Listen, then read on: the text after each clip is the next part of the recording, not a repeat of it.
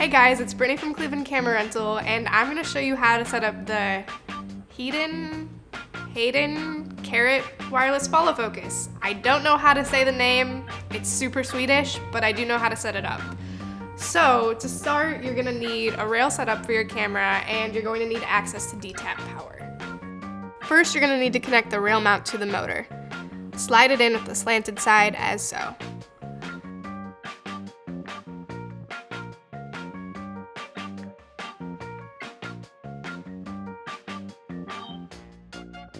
Then you're going to need to find the appropriate gear.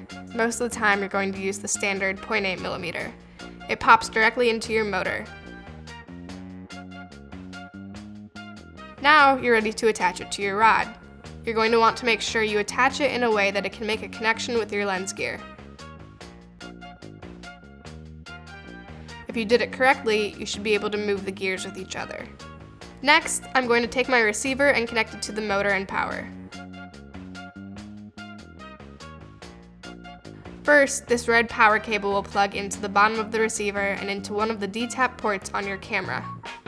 Preferably, you should plug it right into a battery plate so you don't have to readjust every time you change batteries. Then, this blue cable will pair the motor with the receiver unit.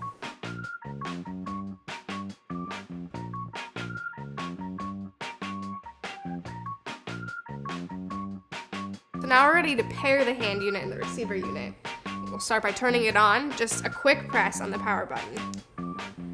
And now we're ready to pair them. So take the cam run pair button on the hand unit and the pair button on the receiver unit and hold them both in simultaneously for about 6 seconds.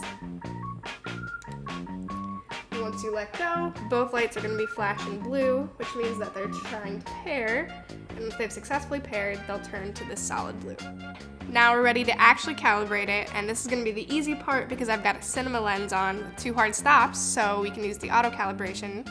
And all I'm going to do is take my finger and hold this auto calibrate button in for 3 seconds, let it go, and look, the Heden Carat's doing all the work for me. Wow. Magical, isn't it? Now, I'm successfully calibrated. So that probably felt too easy. And you're right.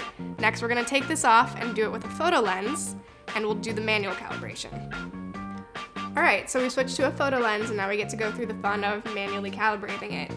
So we're going to start by holding down this right button for 3 seconds, letting go, and it should turn to solid amber, which means that we're ready to start setting our points.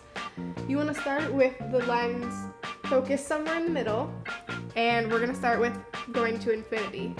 So you need to be really careful when you're doing this because if you go just a little bit past infinity, your calibration is going to be wrong. So very carefully I'm starting to turn it to infinity, and we're there. So I'm going to press the manual calibration button down once. Now, we try to stop it as close to the minimum focus as possible without going over.